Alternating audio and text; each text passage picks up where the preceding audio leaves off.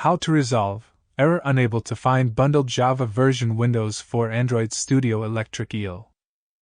When you install a new version of Android Studio, when you are trying to set up for Flutter app development in your Android Studio, you might get an error in your terminal. Unable to find bundled Java version. There are many solutions found for MacBook on internet to resolve this error, but I am specifically making this video to resolve this error for Windows user. I am using Windows 11. Go to your Android Studio folder. To resolve this error, find folder name JBR.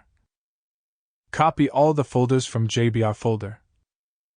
Paste all the folders from JBR folder to JRE folder.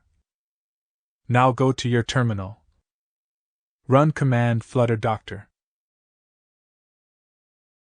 Now as you can see Android Studio showing no Java bundled error. Thanks for watching the video. Subscribe Waxolve for more tutorial and informational videos. Thanks.